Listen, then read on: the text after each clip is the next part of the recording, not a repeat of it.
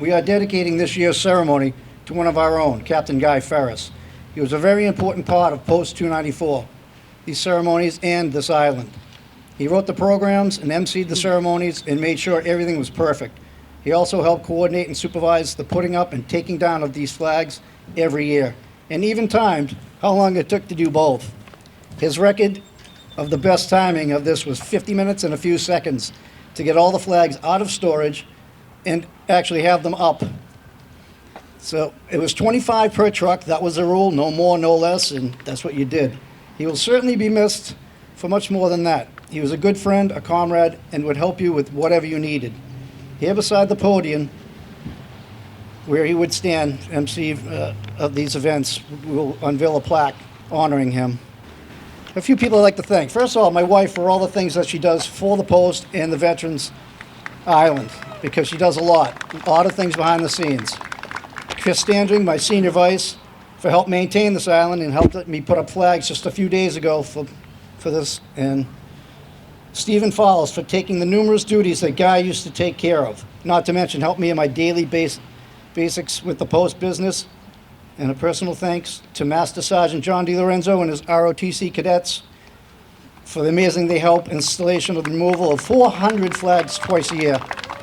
And we'd also like to thank Daryl, I don't think he's here, Andrews, who supplied the mulch and a lot of other things for this island. And I will now hand it over to my MC, Mr. Fox.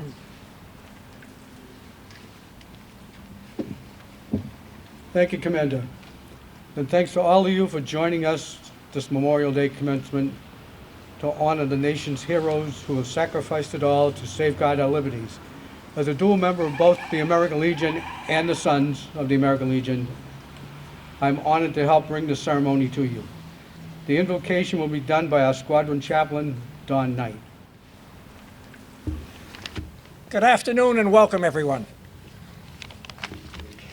As we celebrate this Memorial Day to honor our past comrades, let us not forget those men and women serving around the world today, protecting the freedoms we all enjoy.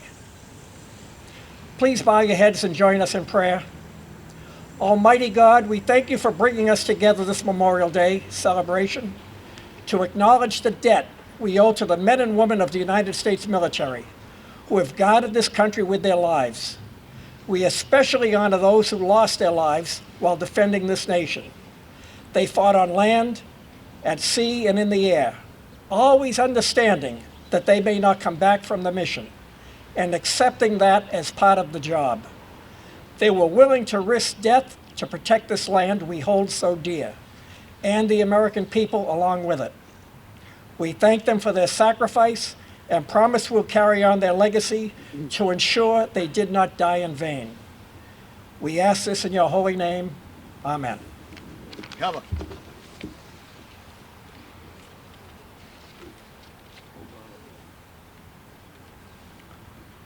To lead us in our national anthem today is ROTC Cadet Angelina Chow. Attention. Present. Colors.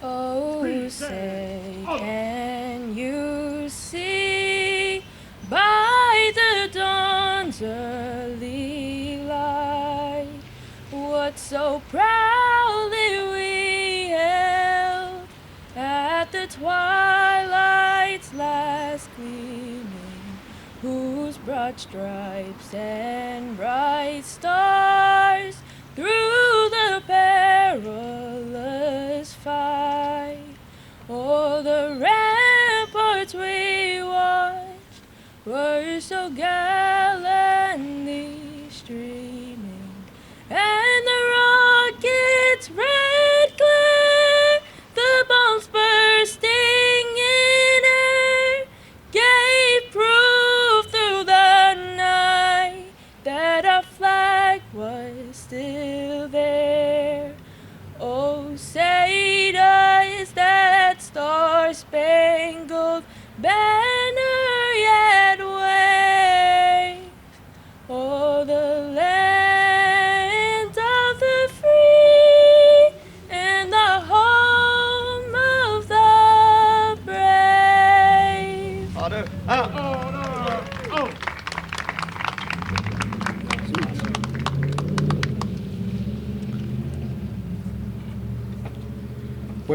always honored on these occasions to be joined by our elected officials representing the Quincy legislature. Senator John Keenan, Senator Walter Timothy, Representative Blue Sayers, who's the descendant of our post namesake Cyril P. Morissette. Representative Tacky Chan is out there. And by our own municipal officials, led by the most supportive champion of veterans anywhere, our Mayor, Honorable Thomas Koch, who unfortunately couldn't be here today, so Noel DeBona will be speaking on the Mayor's behalf. And he's joined by our colleagues of the city government. Noel? Thank you, Steve. Thank you for the other elected officials for being here today. Good afternoon. You know, driving over here, it was a little bit of rain, and I know earlier in the morning, Paul Moody and Joe Brill and Guy Farris would have been calling me on the phone to try to prep this island, and it's really nice to see we're going to be recognizing Guy today. You know, I send the greetings from the mayor today and other city councilors in the city. And the one thing we always talk about is working together in government, working together as a community. And this island right here, this Flags for Veterans Island that the Sons of the American Legion, Morissette Post 294, that is upkeep, the Parks Department that look at the upkeeping and the grass cutting here. And I look across the flags today and I see a couple of, about 30 flags that are outfitted that were maybe ripped, and a lot of people over the years that have donated family members to this island, and that you know, the Sons of the American Legion, the commander and the group will continue to upkeep this island and make it even better every day. You know, we're here 8 days before Memorial Day on the Sunday, the Memorial Day weekend, and here we are just recognizing and remembering the men and women that made the ultimate sacrifice for our freedom. I see a good crowd here today, even with the weather the way it is today, and the sons that continue to do this island. And it brings us not into the next weekend of Memorial Day weekend and Memorial Day on May 27th. And what we've done throughout the city, not only this island, but if you look forward to the Mount Wollaston Cemetery and the revitalization that we've done here in the city, to recognize and remember our veterans that made that ultimate sacrifice for us. You know, everybody that comes to Quincy says, you know, wow, you guys really remember your veterans. You honor them. You remember them. We have a great group of people that do this to the city. The people and the community and the groups that come together to do that. So I just want to thank everybody for being here today, and please remember all that have fallen for our freedom. Thank you. Thank you, Noel. Squadron 294 is very proud to be a part of the storied Cyril P. Morissette Post 294 of the American Legion. Very special guest today is past National Commander Jake Comer. Jake, would you like to say a few words?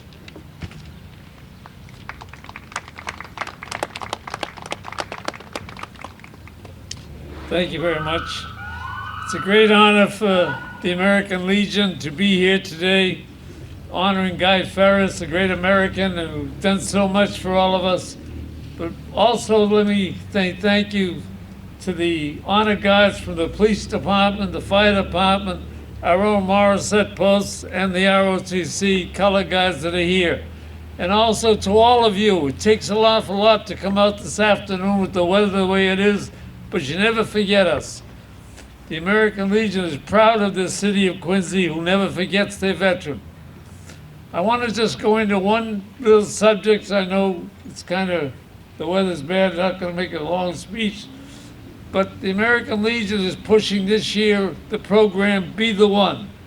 What is Be the One? We have a suicide prevention program that it's all across this nation, that it's really bothering all of us. The American Legion's program is, if you just save one, get into the buddy check, call your friends that you haven't heard from them lately, and find out if they're okay. They may just be on the cusp. So now we call our program Be the One. But memorializing this day, and to those that are serving all across this nation, those that have never come back, and our POWs and our MIAs, this is the day we remember. Veterans Day is one day for all of the veterans. Memorial Day is very special because in our hearts we remember many of our friends that did not return to this nation. Because when we hear, we forget. And when we see, we remember. It's when we do, we understand. God bless you all. Thank you, Jake. In addition, we have past commander of Morisset Post and dual member of the Sons, Fred White. Past commander of Morisset Post and dual member of the Sons, Stephen Dunley. Current director of Quincy Veteran Services, Christine Cugini. President of Morisset Post Auxiliary and past commander of the Morisset Post, Kathy Lewis. This Memorial Day observance will also include a special dedication in memory of Guy Ferris, a dual member of Morisset Post 294, Squadron 294. Mr. Ferris, a veteran of the U.S. Air Force, died October 6, 2023. He served many roles over the years with Morisset Post and Squadron 294, including Vice Commander, Historian, and Sergeant at Arms for the post. He was Vice Commander, Historian, Finance Officer for Squadron 294. Mr. Ferris also served as Master of Ceremonies at Squadron's Memorial Day and Veterans Day observances and at a Flag for Veterans Island for many years. And he's going to be a tough act to follow for me. We would now like to unveil a memorial dedicated to Guy Ferris on the right-hand side of the podium. Could Noel DeVonna please come up?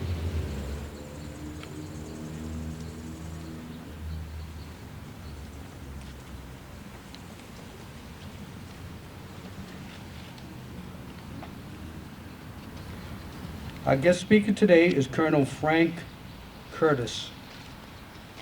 Colonel Francis J. Curtis has served for over 32 years in the United States Army Reserve. As a native of Boston, he graduated from Norwich University with a Bachelor of Arts degree in 1982. Colonel Curtis received his commission through the OCS as an infantry officer in 1986, followed by assignments with the 26th Infantry Division and the 29th Infantry Division L. He has commanded at the company, battalion, and brigadier level, while also serving in key staff assignments that include battalion administration, battalion operation, and brigade logistics. Through his military career, he's served in diverse assignments, including tactical, operational, and strategical levels of the Army, which have been joint, multinational, and special operations organizations. His expertise was stability and combat operations, humanitarian assistance, and security cooperation with his allies, and mission providing support on conventional and irregular threats. After completing his command and staff assignments with the infantry, he is accepted for assignment into the 353rd Civil Affairs Command Airborne in 2002. For the next several years, he served in a variety of civilian military positions with Special Forces in the Iraq conflict, serving with the 1st Marine Division and 82nd Airborne Division in Iraq from March 2003-2004. From September 2004 to 2006, he received headquarters command of the 304th CA Brigade in Philadelphia, PA.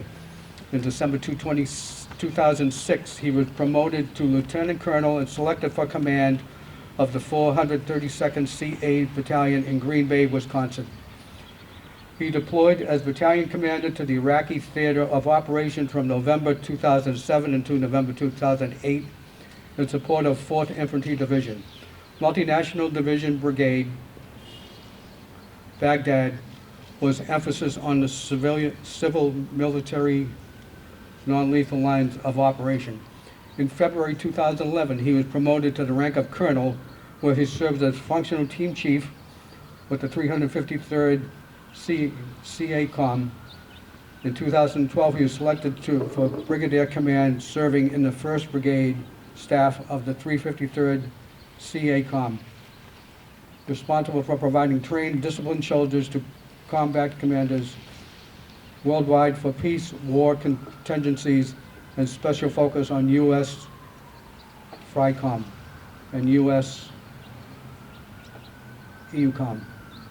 Colonel Curtis, a graduate of United States Army Basic Airborne School, Infantry Officer Basic Course, Infantry Officer Advanced Course, Combined Armed Staff and School, Service School, Civil Affairs Qualification Course, U.S. Army Command, General Staff College, and the U.S. Army War College, earning Master of Science degree in Strategic Studies.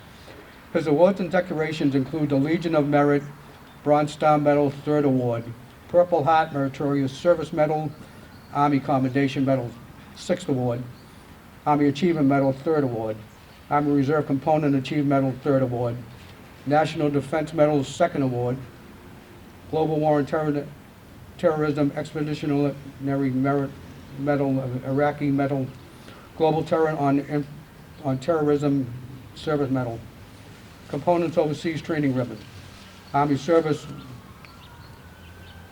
Army Reserve Medal, Presidential Unit Citation, Navy, Joint Meritorious Unit Award, Army Meritorious Unit Commendation, Army Superior Unit Award, Combat Action Badge, Parachute Badge, and German Parachute Badge. Colonel Curtis maintains a residence in Boston with his daughter Nicole. I would now like to present to you our guest speaker for today, Colonel Francis Curtis. Good afternoon. Sorry about the bio. I didn't realize it was going to be that long. But I've had a good 32-year run, and I'm very proud of the fact that I do and have worn the uniform of this great country. So first of all, thank you very much for that great introduction. More importantly, for the invitation to speak this afternoon. It really is indeed an honor to represent our uniformed services and to have the privilege to speak about the importance of this very special day and to be here amongst so many who serve and have served as we pay respect to those who paid the ultimate sacrifice, defending the rights we so enjoy today. I want to recognize and I want to thank the Sons of the American Legion Squadron 294, Morrisett American Legion Post for having me here today. I'd also like to thank the VFW and the DAV that work tirelessly on behalf of all veterans. I'd like to recognize my fellow veterans present, as well as everyone who's come to join us. It is indeed a great honor to be with all of you today. Commander Bakuto, Chaplain Knight, Angela Chow, great voice and great song. When I look around and I see the members of the various veterans organizations, I am at once humbled and proud, grateful and inspired, and full of respect. Serving one's country is a noble calling, and I believe among life's greatest work. Whether it is a member of the armed forces, a member of public service, or being a good citizen, for our nation to be successful, the nation must be willing to serve. To those of you present today that mourn the loss of a loved one, my heart goes out to you. I can't imagine losing a sister or brother or a parent at war. The grief so many of you carry is a grief that I cannot fully know, and that sacrifice is painfully shared by the Gold Star families and close friends of these heroes.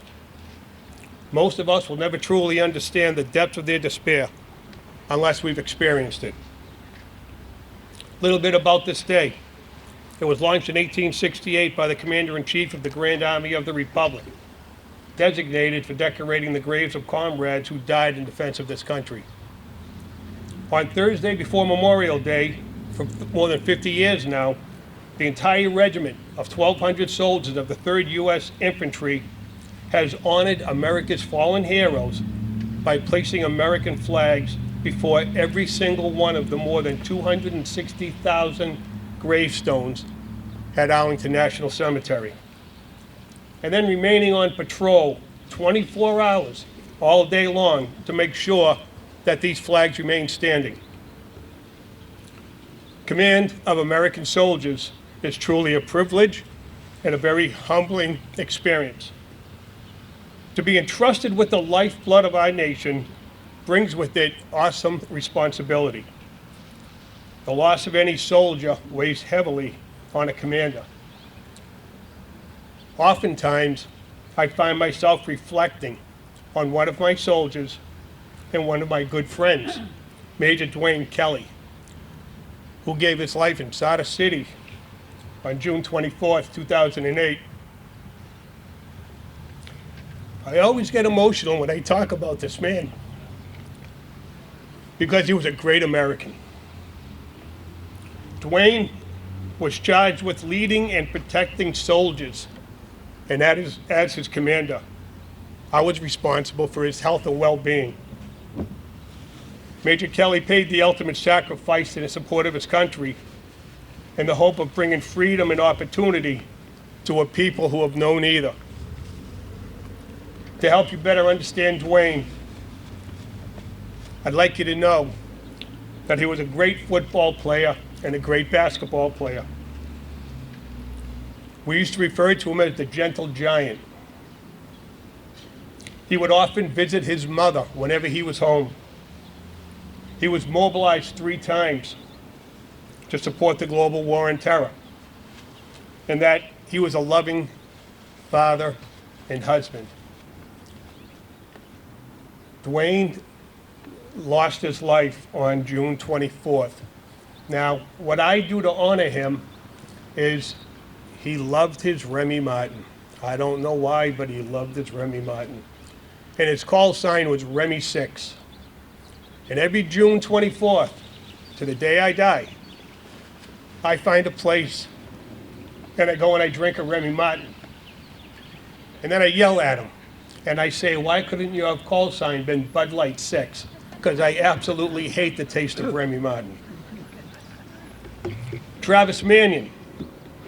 He was just 26 years old when an enemy sniper's bullet pierced his heart after he had helped save 2 wounded comrades. While Travis's life was relatively short, I spend every day marveling at his courage and wisdom. Before his second and final combat deployment, Travis said he wanted to go back to Iraq and spare a less experienced person from going. When Travis died, his U.S. Naval Academy roommate, Brendan Looney, was in the middle of training to become a Navy SEAL. Devastated by Travis's death, Brendan overcame his grief to become the honor graduate of his SEAL class. He served in Iraq before later deploying to Afghanistan. On September 21st, 2010, after completing 58 combat missions, Brendan died with 8 fellow warriors when their helicopter crashed in the Zabul province. He was 29 years old. Brendan and Travis now reside side by side in Section 60 of the Arlington National Cemetery. The friendship between these two reflects the meaning to me of Memorial Day: brotherhood, sacrifice, love of country. President Obama said at Arlington on Memorial Day in 2011, and it is my fervent prayer that we may honor the memory of the fallen by living out those ideals every day of our lives in the military and beyond. Dwayne, Travis, and Brendan all gave that mortality can give. They died unquestioning, uncomplaining, and with faith in their heart. I hope they earned the gratitude of a nation with a debt that we can never fully repay. So much is asked of so few. General Douglas MacArthur, in his speech at West Point in 1962, he spoke about duty, honor, and country. And he said, they are rallying points to build courage when courage seems to fail, to regain faith when there seems to be little cause for faith, to create hope when hope becomes forlorn. They make you strong enough to know when you are weak and brave enough to face yourself when you are afraid. They teach you to be proud and unbending in honest failure, but humble and gentle in success. These, ladies and gentlemen, are some of the reasons why our fellow citizens have worn the uniform. And it's today, Memorial Day, that we gather to remember the fallen, like Dwayne, Travis, and Brendan. Here in Quincy, in the old Hancock Cemetery next to City Hall, is a memorial to all who fought on land and sea in America's war for independence. It stands at the entrance to the gated enclave, announcing to visitors they are entering a very hallowed place. With thousands of moss-covered headstones dating back to the 1600s, the cemetery is the final resting place of many Quincy men who served in wars. Every war since this nation was founded, even when Massachusetts was just a colony. But as you drive around the city, you will also notice memorials to individuals from wars of recent times.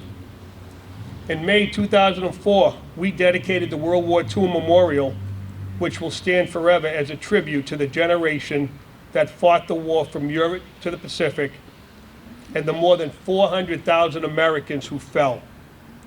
Quincy alone lost over 250 of its native sons in this war. America will always honor the achievements and the character of this brave generation. During the Korean War, our veterans fought to defend a country and a people they did not know. More than 36,000 soldiers lost their lives in Korea, and more than 8,000 are still missing. Quincy lost 41 service members. A memorial is on C Street in Mount Wollaston Cemetery, just inside the C Street entrance. It simply states, "In grateful tribute to the men of Quincy who died in the Korean War." In Vietnam, the Vietnam Veterans Memorial Clock Tower in Marina Bay bears the names of all 50 residents who died in this conflict. You will see remembrances around the city, like the Richard S. Davis Square at Granite and Copeland Streets, Arthur V. Schofield Square at Adams Street and Aldrich Road, Lawrence Brenham Park at Macy and Charles Streets, John P. Coughlin Square at Quincy and Charles Mount Ave, the Peter Landry Memorial at the Snug Harbor School, and George R. Levesque Square. These memorials were dedicated one by one in solemn ceremonies similar to today, which were held every year. Streets are closed, traffic is held up. The families of those being honored arrive in a police motorcade. Hundreds of attendees stand at attention and listen to the story of each young man's life as it is retold. A gun salute echoes to the neighborhood and taps is played. Recently, in Iraq, Sergeant Charles Caldwell, a 38-year-old Quincy native, was killed in 2003 when an improvised explosive device exploded beneath his Humvee in Iraq. The mine caused a catastrophic explosion of fuel and ammunition that instantly killed Staff Sergeant Caldwell and two other soldiers. Their mission was to look for hotspots of resistance along the road. And then here in Quincy, the Massachusetts National Guard has renamed a Quincy Armory in memory of a Scituate resident who was killed in Afghanistan in 2005. Sergeant Michael Kelly was 26 when he died on June 8, 2005. Sergeant Kelly was the first combat-related fatality during the campaign in Afghanistan to lose his life for the Massachusetts Army National Guard. Many Massachusetts veterans, many in this audience today, have worked tirelessly to ensure that these soldiers are welcome home and they are remembered. So let us pause and respect and honor on this Memorial Day and remember those who fought, for those who gave their life, and for those who willingly stand ready today to do the same, without question, when the defense of our nation calls on them. We owe each and every one of them the highest regard, respect, and honor, and the assurance that their commitment to this nation's freedoms will never be forgotten. I would also ask all of you here today to live your life with dignity, and dignity in a way that they live theirs. Thank you for inviting me today and allowing me the time to honor our fellow Americans who gave their last full measure of devotion to our country and to the freedoms that we possess. May God bless our fallen, the missing, and their families, and may God bless this great nation of ours. Thank you. Sergeant at Arms, Yes. please escort Colonel Frank Curtis, Officer of the Day, White, to place a memorial wreath at the base of the flagpole to honor the members of the Armed Forces of the United States of America who gave their life in service to the country.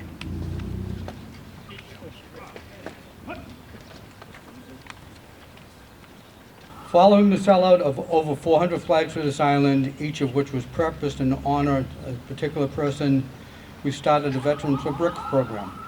Since its inception, over 650 bricks with the name and rank and branch of service for each veteran, as inscribed in Quincy, and inscribed by Quincy's own Monty Granite, have been installed and are now presented in a new patio format alongside the three magnificent flagpoles behind me, all courtesy of Mayor Koch and the City of Quincy. At our Veterans Day ceremony, we announced that Mayor Koch and the city had commissioned 2 new marble benches to be here on the island. These benches commemorated honor the service of 2 past commanders, Squadron 294, Sons of the American Legion, Paul Moody Sr.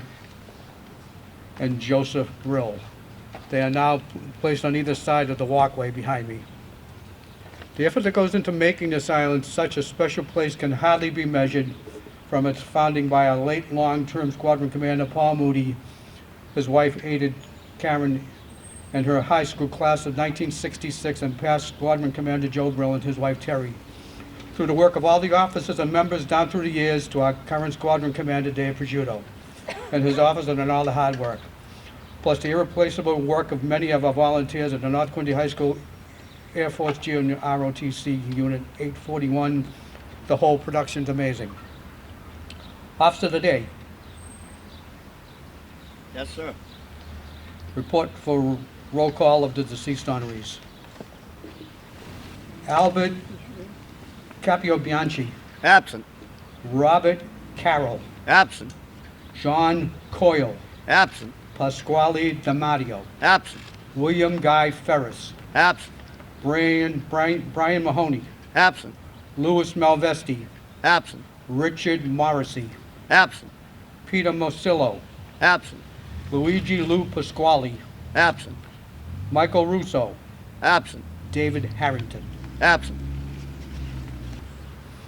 As is customary in any Memorial Day commemoration, I will now recite for you the famous poem written by Lieutenant Colonel John McCrae, MD Canadian Army at Ypres, Belgium in 1915, Flanders Field. In Flanders Field the poppies blow, between the crosses row on row, that mark our place, and in the sky the larks still brave singing fly, scarce heard amend the guns below. We are the dead, short days ago, we lived and felt, saw sunset glow. Loved and we are loved, and now we lie in Flanders fields. Take up our quarrel with the foe, to you from falling hands we throw. The torch be yours to hold it high, if ye break faith with us who die. We shall not sleep, through poppies grow in Flanders field. We are grateful to all the Quincy veterans and their families and guests who have joined us today, including our comrades from the Morisset Post and other posts. Special thanks to our color guards. The combined color guard of the Morisset Post, Quincy's finest, our police fire department color guards. The honor guard of the North Quincy High Air ROTC, Unit 841, under the command of direction of Master Sergeant John Lorenzo. Also grateful to the assistance of the city's departments who aid all our programs all year round. The mayor's office, the city council, police, fire, public works, and parks department. We're most grateful to all of you, thanking you for your support. In honor of our deceased heroes, our bugler will now sound taps. Attention. Present. Colors.